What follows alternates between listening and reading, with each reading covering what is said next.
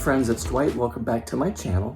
So I actually did have some time this week to do another pour, and so I'm going to take some time today to work on a 24 by 24 canvas. I'm going to be using my colander today since it's a smaller canvas, and I want to have more of a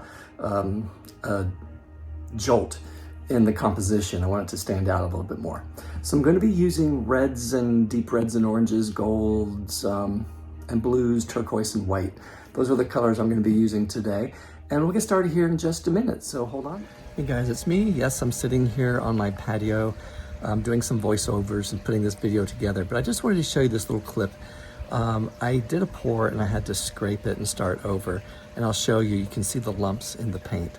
So guys, we'll get started here and then we'll finish the pour after that. Okay friends, I just wanted to show you really quickly the mistake I made, and that was I did not strain my black paint. As you start to notice towards the bottom of the canvas, you'll start to see the reflection of the light, sort of these lumps in the paint. And I noticed it when I started going over the corners, and I was really frustrated because I was thinking, oh my God, these colors are going to be gorgeous, but the black paint has lumps all through it. And I didn't strain it. Gosh, I'm so mad at myself. So here we are. You can see sort of these little, I call them caterpillars, these little streaks at the top there, and also sort of in the middle of the page. I sat there for a moment and watched and thought, maybe it'll be okay. But the more I sat there and the more I watched things come up, I couldn't pick those lumps out because I would be messing with the potential composition for this pour. So I didn't really do anything until I just decided to go ahead and scrape it. Oh, that hurts. I've had people tell me over the years, it's like, oh, you're wasting all that paint. And it's not really wasting paint, it's mostly Floetrol and water. Okay guys, the real pour is coming up next.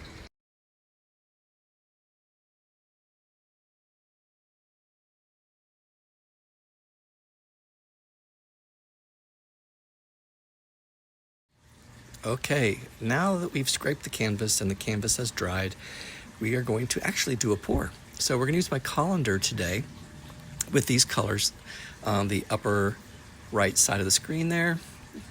And they're slightly different than the previous pour, but as close as I could get them to the original colors because I was wanting to use those colors.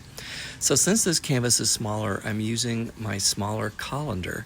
Now I bought these on Amazon. It was 3 of them, like a 3-pack, a large one, medium-sized one, and the small one. I typically use the medium-sized one on the canvases that you see, my larger canvases that I pour. So I'm just going to slowly pour these paints in, starting with white on the bottom. I wasn't quite sure of the order right off the bat. I was just kind of going spur of the moment. Let's figure this out and let's see what we want to do. So I put that sort of mustardy color on the bottom because I wasn't sure where that was going to fit in the rest of the pour. Maybe next to the orange or the red or something. I wasn't really sure. But then I decided to put the copper in on top of that. At least most of the cup. Now these are all 4-ounce cups, just to let you know in terms of point of reference. So I pair the orange with the copper and I believe the red as well. Those go well together. The red was sinking and it eventually came up to the surface there because I wanted to have some distinction with the red. So I put some white in, which will push some of that red out in a moment. Then I'm using this beautiful turquoise blue, my own creation. It's just blue, yellow, and white, nothing dramatic. And then this is some blue with some white in it, just to lighten it up a little bit. And as you can see, the red and the white have been pushed out, and then here comes the other colors. So we're just gonna finish everything off here, and we're gonna get tilting. And just as a foreshadow, I may have mentioned it in previous segments, but I forgot to put it on time-lapse. Or I should say, I put it on time-lapse, but apparently I didn't click the button and it didn't record, which was frustrating because the colors are beautiful.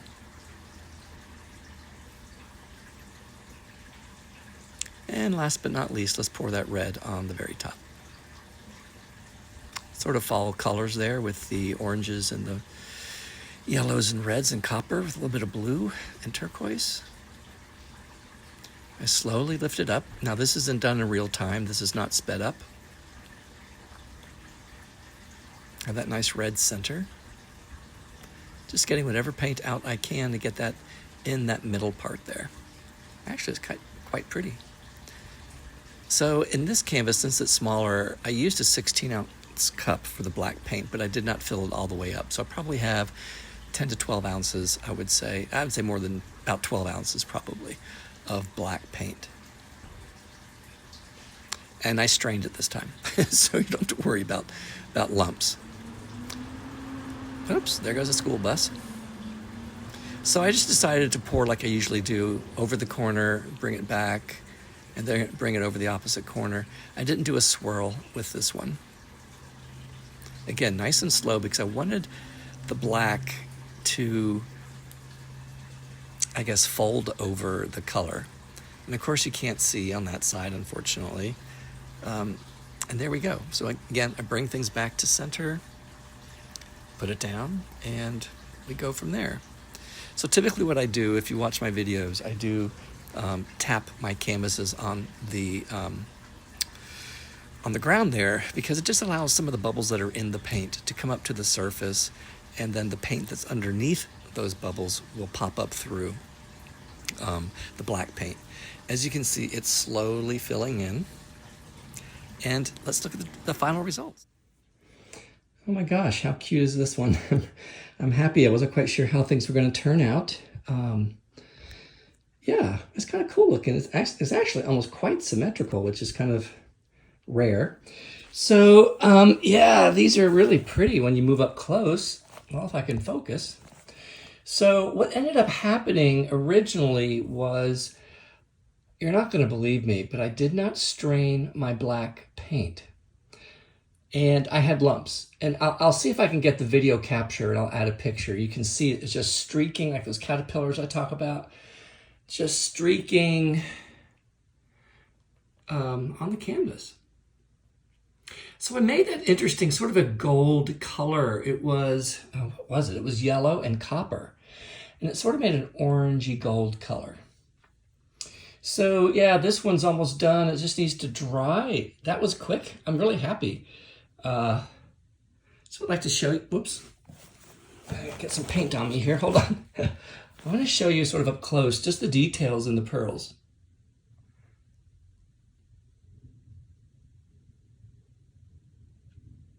I love the way the color came through.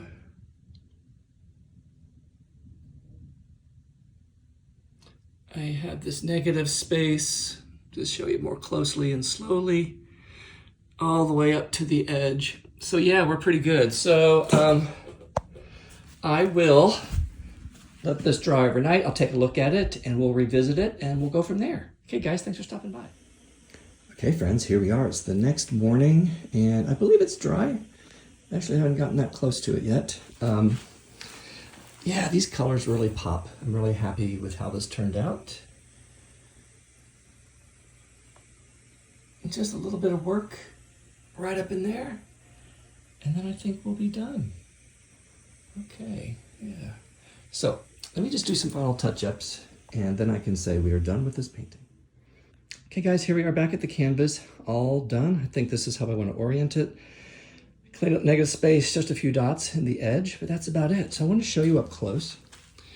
Before I do that as well, I want to apologize that I didn't get a time lapse on this. Time lapse is always fun to watch with this exercise, with this type of pour, because all these pearls and cells and the color pops up.